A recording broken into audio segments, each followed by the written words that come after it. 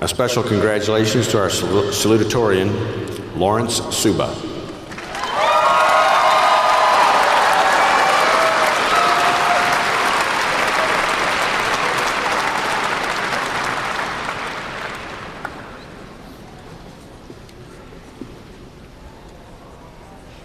It's my pleasure to introduce our valedictorian speaker, Jackson Turner.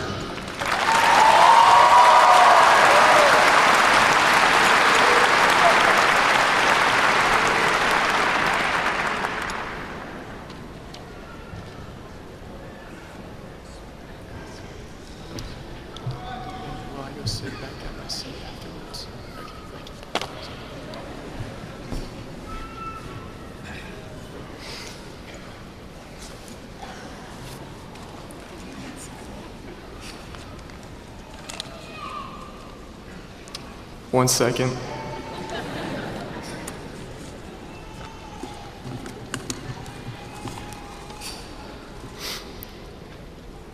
My fellow graduates, thank you for lending me your time for the next 2 hours, 13 minutes, and 27 seconds.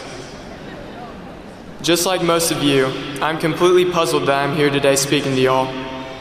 However, since I'm the one up giving a speech and you're all sitting on the floor, it seems obvious to me that I'm highly superior to all you plebeians, and you should all live the rest of your lives based on the wisdom I will impart on you today.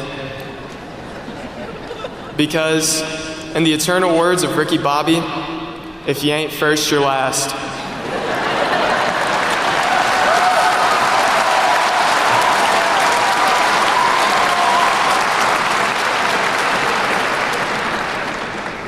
Well, knowing you all these last few years was a pleasure. Thankfully, once I leave for college in July, I won't have to see any of you ever again. When I was informed I was giving a speech at graduation way back in 5 days ago, I asked some friends and family what I should include. The answer seemed to be unanimous. I was told that my speech needed a message and should inspire all of you young adults as you prepare to follow your dreams and enter the real world. However, I am also one of you young adults about to enter the real world and have no more wisdom than the rest of you. So unfortunately, this speech has no message. And even if it did, half of you aren't in a proper state to remember it.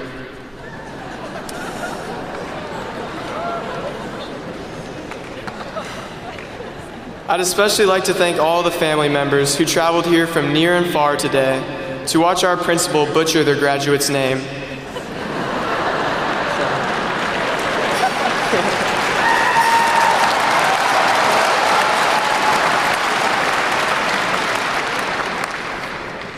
That line may hurt a little, but at least we can joke about it. Kind of like the fact that we are still in school 2 weeks after every other senior in Kansas City had already graduated.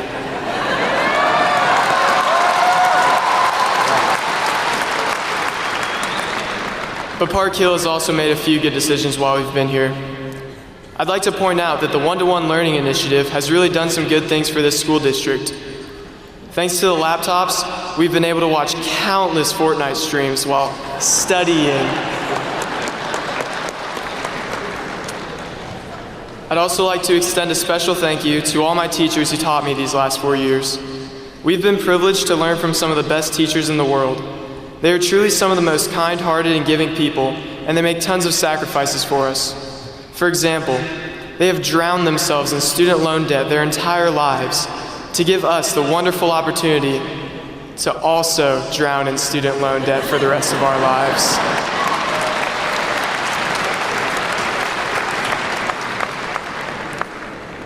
During my time at Park Hill, I have had the privilege of learning from many great teachers, including taking 4 years of French class taught by the best French teacher in the state of Missouri, and in my humble opinion, the entire nation, Madame Hope McFeeters.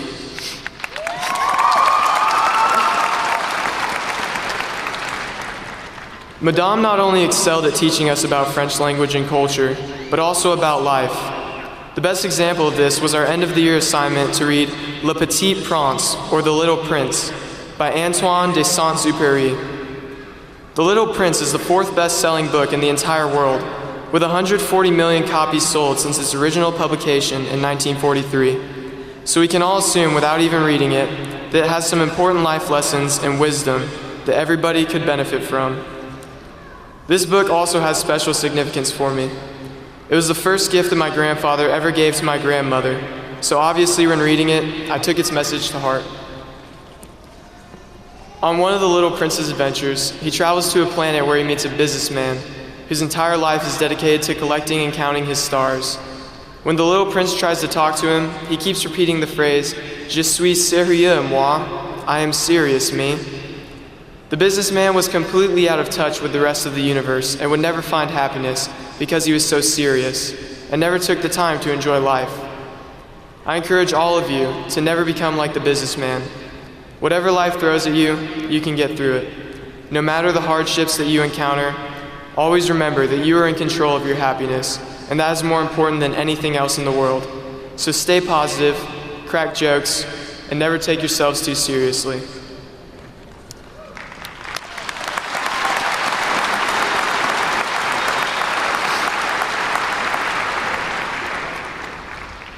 The great Andy Bernard once said, "I wish there was a way to know you're in the good old days before you've actually left them." Well, Trojans, your good old days are now. Go out and live them to the fullest. Take risks, have fun, and be happy. Because in 20 years, when you're driving your screaming kids to school in your Honda Odyssey, you don't want to look back on this time and think of how good it could have been. I hope you remember these days fondly and live them without any regrets. Now, before I get off the stage and end this enormous power trip I'm currently on, I'd like to share a quote from one of my favorite teachers at Park Hill. He's a man that we all know and love for his quirkiness and complete inability to filter anything he says.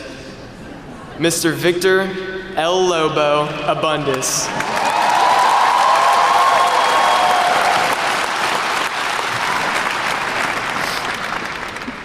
Mr. Abundis always seems to have the keys to happiness, and this week he told my composition and reading class something I felt summed up the spirit of graduation and life itself, really.